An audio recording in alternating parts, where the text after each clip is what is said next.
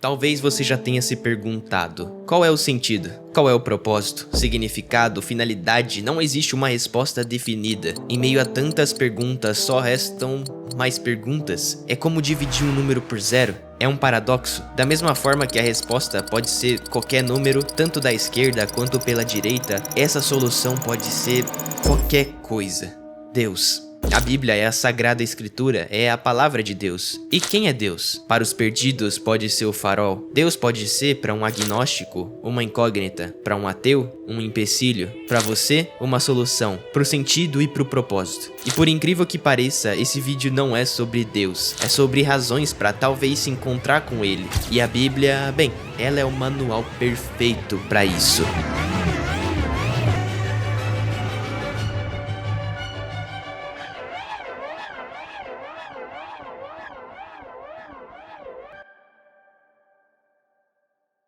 Eu comecei a ler a Bíblia esse ano. Ela narra, primeiramente, os eventos de Gênesis até Deuteronômio. Alguns deles são a história da criação do universo, a Arca de Noé, a escravidão no Egito e a entrega dos 10 mandamentos. E ela também narra a história do povo de Israel, da sua jornada até a Terra Prometida, até o exílio na Babilônia e, aparentemente, assim que você abre a Bíblia pela primeira vez, as ideias mais fidelizadas são aquelas que vão de acordo com um Criador, uma entidade que aparece como o suprassumo de tudo, a perfeição. Sendo assim, a imagem do Criador é a própria benevolência, é a própria justiça, é o correto e também o singular. Entende onde eu quero chegar? Para um cristão, a máxima deve ser Deus. E por conta disso, não há outra opção filosófica senão aquela do Criador. Não existe propósito nem significado se Deus não existir. A referida conjectura é o ponto de vista de muitas pessoas. Na verdade, uma pesquisa relativamente antiga do IBGE mostra que pouco menos de 87% da população brasileira é cristã. E ao que tudo indica, basta ter fé, aceitar Cristo como o único salvador e seguir a vida se dedicando a esse pensamento. O sentido já não basta, então elas começam a viver sob uma crença. Mas antes de entender tudo sobre essa crença, sobre a Bíblia e o sentido da vida em si, afinal esse é o tema do vídeo, deixa eu te contar uma história. Cerca de 2023 anos atrás, nasce Jesus de Nazaré. Praticamente todos os acadêmicos contemporâneos concordam que Jesus existiu realmente, que ele foi um pregador judeu da Galileia, batizado por João Batista e crucificado por ordem do governador romano Pilatos. Jesus é essa figura que aparece como Messias, o Filho de Deus, aquele que foi crucificado pelos nossos pecados, que fez milagres, ressuscitou dos mortos e por aí vai. Mas a parte que realmente me interessa é o que Jesus pregava. Veja, o que é o pecado? Não dá pra falar sobre o que ele pregava sem antes entender isso. Afinal de contas, se você vive por Cristo, você certamente viverá pelo certo. Essa é sua máxima. O pecado é uma violação da filosofia e perspectiva cristã. Segundo o apóstolo Paulo, é tudo aquilo que não é proveniente da fé. Existe certo e errado sem fé? É possível provar puramente através de lógica que roubar é errado? Bom, eu não vou responder essa pergunta, não hoje, mas logo logo vocês vão entender o porquê de eu perguntar isso. Jesus então pregava o amor e a misericórdia. Na verdade, existem só 2 mandamentos segundo ele: amar a Deus e amar o próximo como a si mesmo. E isso acontece porque dentro da Bíblia nós temos 2 contextos históricos completamente diferentes: o contexto do Antigo Testamento e o contexto do Novo Testamento. Pois é, o Deus do Antigo Testamento era um pouco cruel. 1 Samuel 15, versículo 3 se segue da seguinte forma: vai, pois, agora e fere a Amaleque, e destrói totalmente a tudo que tiver, e não lhe perdoes, porém matarás desde o homem até a mulher, desde os meninos até os de peito, desde os bois até as ovelhas, desde os camelos até os jumentos. E só para contextualizar, no versículo anterior a esse está escrito: assim diz o Senhor dos Exércitos. Ou seja, o Deus dos israelitas proclama a morte de todos os seus inimigos, ordenando o genocídio. Olhe, por exemplo, Levítico 20, versículo 13. Se alguém se deitar com um homem como com uma mulher, ambos cometerão uma abominação. Sejam eles mortos, seu sangue esteja sobre eles. Olha, eu entrei em uma página supostamente cristã, onde as pessoas estavam debatendo sobre se ser homossexual era ou não um pecado. Uma interpretação errada de um livro que deveria simbolizar benevolência, paz e amor, torna a iniquidade, o pecado, uma coisa moralmente aceita. São pessoas. Ninguém deixou de ser humano por conta de uma orientação sexual, entende?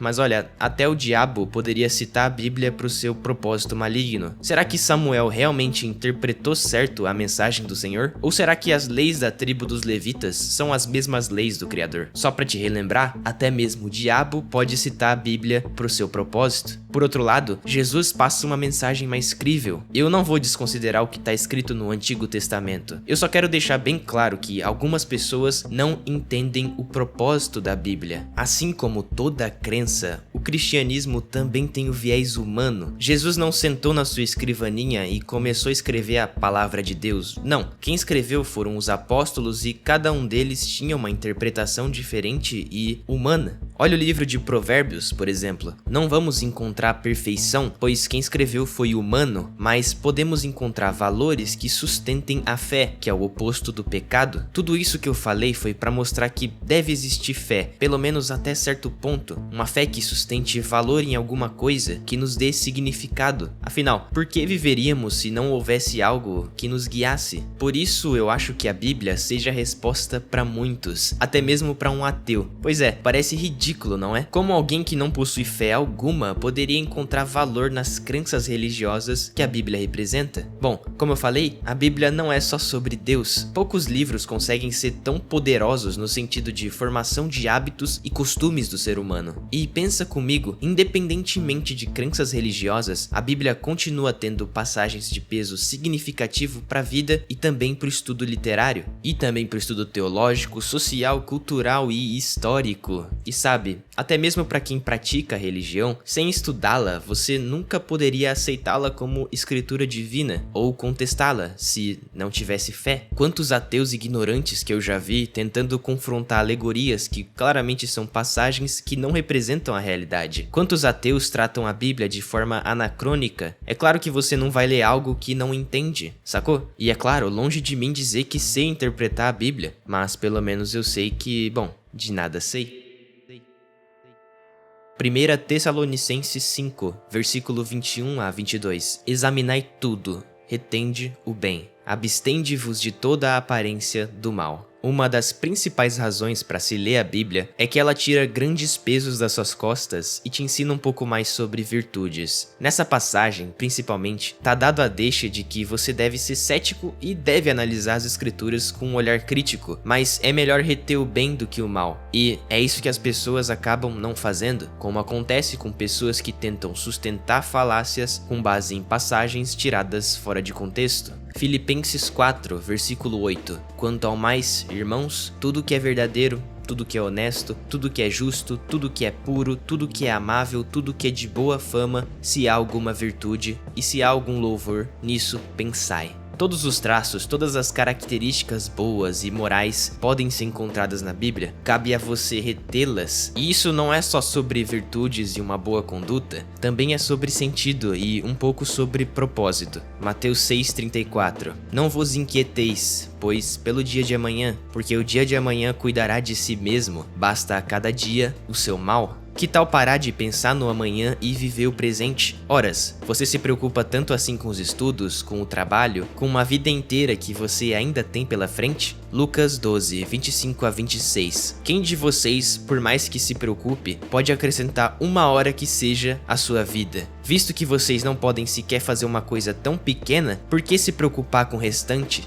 Entenda a proposta da Bíblia. Ela entrega em sua mão um manual. Como eu falei, independentemente de suas crenças, a Bíblia não é apenas um texto religioso, ela aborda temas universais: amor, justiça, sofrimento, esperança, redenção. Os provérbios, por exemplo, narram uma sabedoria prática. Você pode começar a ler agora e pôr em prática logo em seguida. Você pode se encontrar em um dilema existencial e se apoiar na leitura. Você pode... Quer saber? Eu ainda não te falei por que eu tô fazendo esse vídeo. Senta que... Bom, agora eu vou te contar outra história. Certo dia eu caí em tentação. Isso foi há uns 6 ou 7 meses atrás. Eu lembro que baixei um e-book chamado O Método Fácil. Quem me acompanha já deve saber. Esse livrinho conseguiu me afastar um pouco pouco do pecado do vício. Eu lembro que caía em lágrimas enquanto lia, enquanto respondia às indagações pessoais que o livro me fazia. E isso despertou uma chama em mim para produzir um vídeo sobre esse vício, que é o vício da pornografia. Esse vídeo mudou completamente a minha vida e eu me lembro muito bem que eu comecei a me sentir bem melhor depois de produzir esse vídeo. Eu lembro como se fosse hoje, depois que eu venci o vício, foi questão de tempo até a minha rotina ir melhorando aos poucos e eu me tornar uma pessoa mais virtuosa. Eu voltei a praticar a filosofia que eu tanto gosto, o estoicismo, e no meio do caminho, pela primeira vez, eu me rendi a Deus. Foi uma experiência que eu não considero muito digna, mas eu orei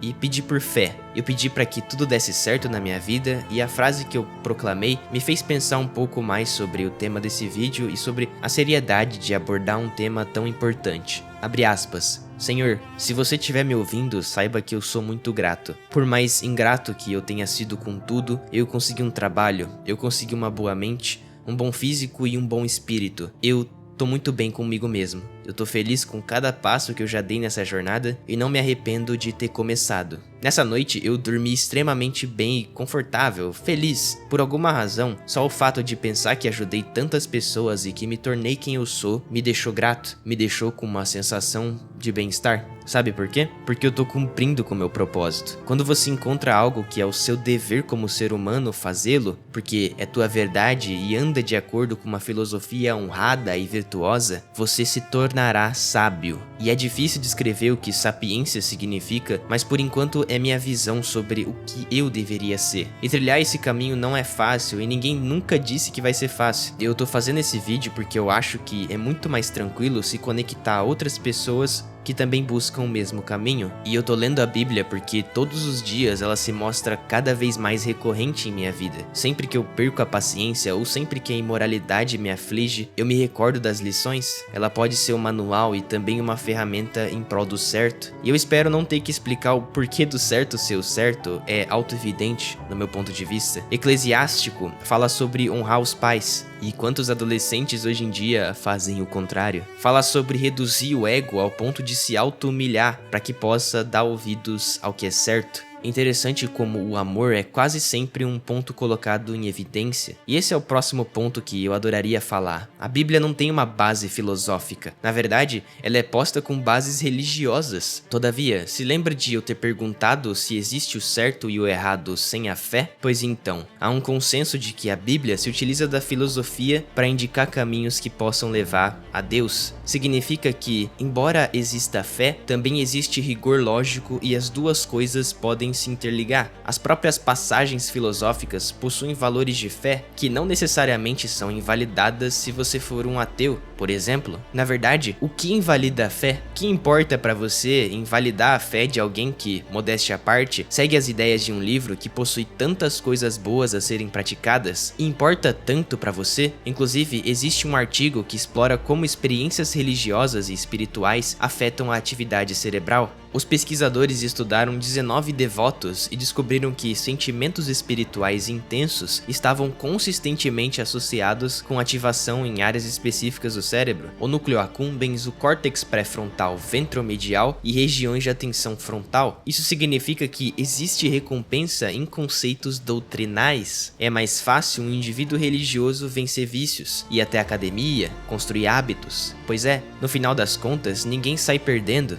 Enfim, eu acredito ser importante salientar que não é um artigo científico que vai provar o meu ponto, mas é um conhecimento que eu quero passar não só para quem já é cristão e quer melhorar os seus argumentos, mas também para quem nunca deu chance a esse livro tão importante da história da humanidade.